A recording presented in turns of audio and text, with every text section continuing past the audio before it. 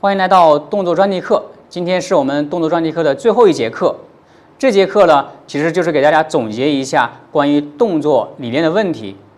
这节课大部分内容呢，我们会通过跟顶尖职业高手的交谈当中去了解，在这些顶尖高手当中如何看待动作问题的。几乎所有想打好台球的人都会纠结动作，包括大部分的职业球员，而且我们会发现他们也和大部分的业余爱好者一样，纠结的问题都很类似。我们可以先通过下面一段访谈集锦来看一下职业球员都会经历哪些纠结动作的问题。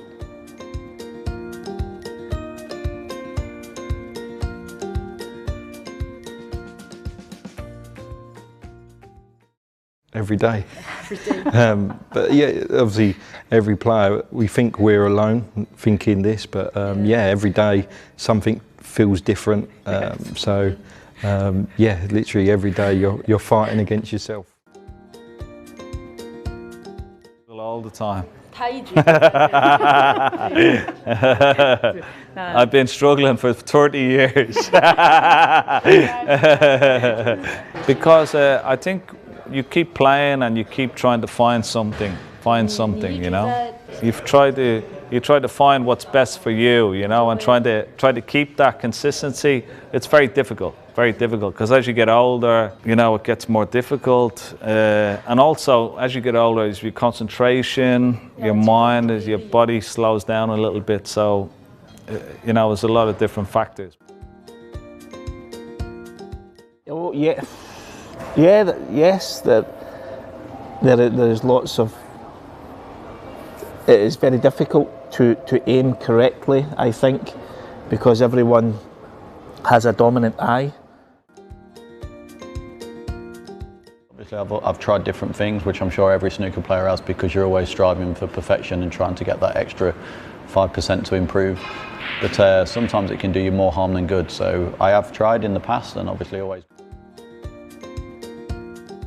纠结，肯定动作有一些纠结，但是只要能进球就行呗。包括我现在动作其实也是有一些稍微有一些小的不好的地方，包括我的后把可能有一些往外拐。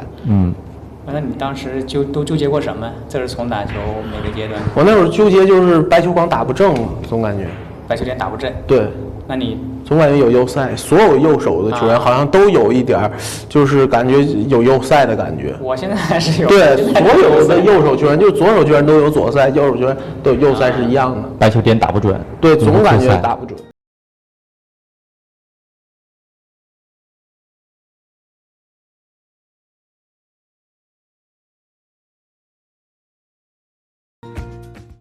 看完上面这段视频之后，大家会不会发现这些职业球员经历的问题都和我们非常相似呢？那遇到这种情况，我们应该如何来解决呢？我想这才是大家非常关心的。我们可以继续来看一下这些职业球员在遇到这种情况时，他们是如何解决的。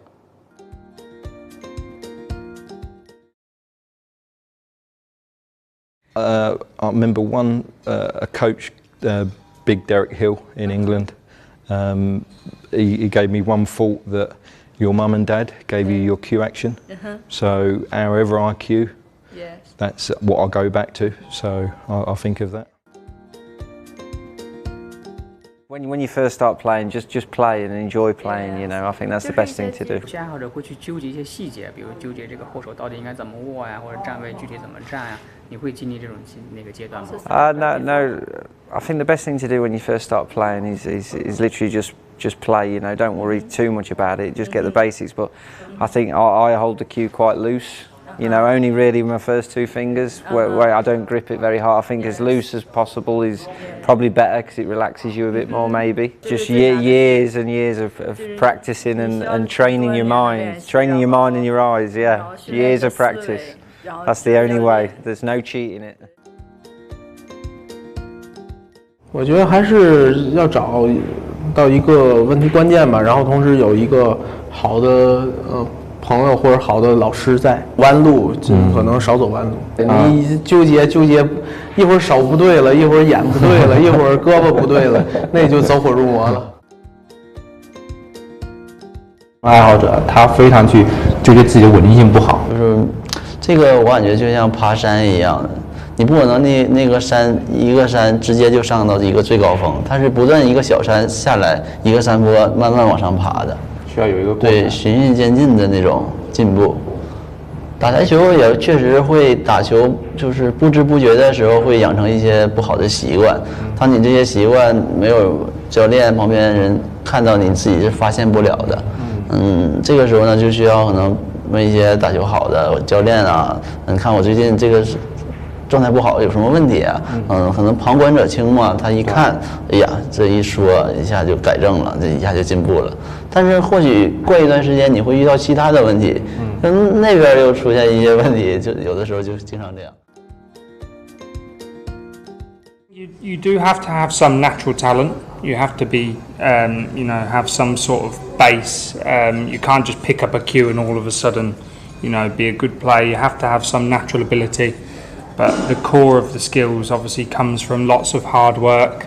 My advice would be try and get a good coach early, because it's bad to practice the wrong things. So if you're doing something wrong from the start, you'll keep doing something wrong for the future. So for me, Barry Stark was a big influence on me, very good snooker coach, and from a young age I was trying to do the right things, and I keep trying to do the right things now. 中国很多学员嘛，其实特别注重这种基本功啊，像刚才提到的站位啊、握杆这些。在英国，比如面对这样的一些学员啊，他特别纠结这部分的时候，一般会怎么来去教？ Yeah, I think that it's important to get them to be doing the right thing, technically, like the fundamentals right. So the way you stand, the way you aim. But I think that Chinese people in particular, they worry too much about this. They're always trying to think too deep into the technical side of the fundamental things. I think once you have the right technique, the right stance, and everything is right, then you just need to work on that same thing. Because if you're always making changes all the time, then it's hard to keep improving your level. And I tell them exactly this, that I can show them how to stand, how to cue with a hand. Then once they got it, they just then need to practice it and go away and practice the drills that I give them and practice it until the new technique becomes natural to them.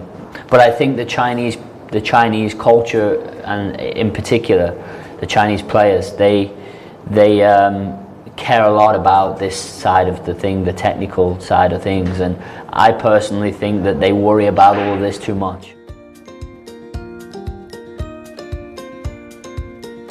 在看完了上面的内容之后，不知道大家有什么样的收获或者体会。总之，面对动作或者是纠结动作的问题，所有的台球爱好者都希望能有一个标准的正确答案。但我们通过和很多职业高手的交流，包括我自己的教学经验得出，这样的答案在台球里根本不存在。当然，我也总结了几点，希望能够对大家有所帮助。第一点，台球动作每个人都是天生的、独有的。所以大家不要轻易去模仿其他人的动作，要找到适合自己并且熟悉的动作，然后加强练习，把动作稳定，不要轻易改变。第二点，在打球时，尤其是在打对抗的时候，我们一定要把注意力放在打球上，而不是动作上，要学会享受台球带给我们的乐趣。第三点，关于动作，我们可以研究，但是不能深究，可以尝试，但不要反复改变，一定要做到适可而止，不要过于纠结动作细节，过于纠结会导致我们打球越打越差。最后一点，如果你不确定自己的动作是否真的有问题，那最好的方法就是找一个教练来指导，不要自己去轻易改变自己的动作。那打好台球到底要怎么做呢？我们最后再来看一下大师们的说法。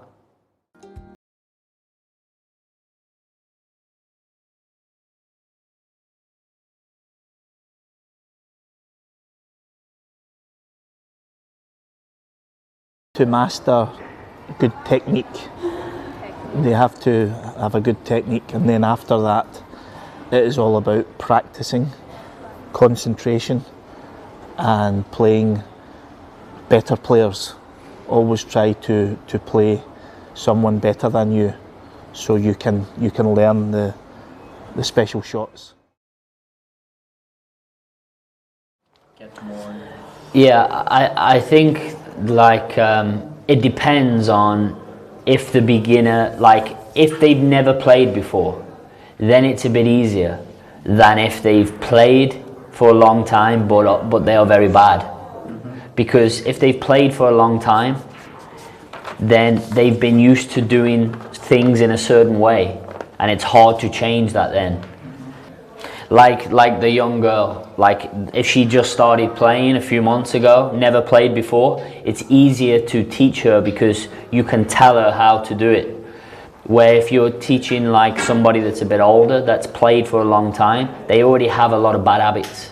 So when you ask them to change, something and they've been doing it for a long time, it's very hard for them to make that change because they've been used to doing like the wrong thing for so long. So the thing really is like the technical things, like the stance, the cue action, the bridge hand and the grip. Those 4 things are obviously very important. When you practice on your own or just play with others? I do both. Sometimes I practice on my own if I need to like work on some things, or you know, maybe I feel like I need to change some things technically, then I work on my own.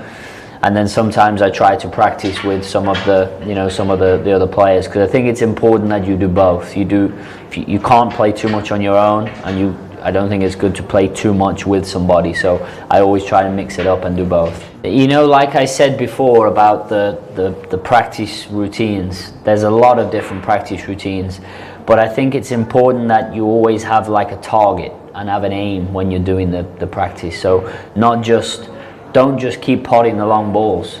Like have a target. Like say I'm going to play 30 of these and I want to get 20. And if you don't, then you try again, and it just gives you that like little bit of pressure feeling. You know, I think feeling a bit of pressure is important. You know, when I do the coaching school, that's why, you know, when I make all the players sit around and watch when they do the practice routine, and when we play the tournament at the end, I make the players watch. And so we create like a match type atmosphere and create the pressure. And some of the players that in practice on their own that are very good, when you put all the people around and the cameras and I'm standing there being the referee, then you can see like how it affects them. 所以最后总结来说，想打好台球，第一点就是要注重练习，通过练习来提高自己的基本功。第二点就是要不断的和不同水平的人对抗，通过对抗来提高自己的竞技能力。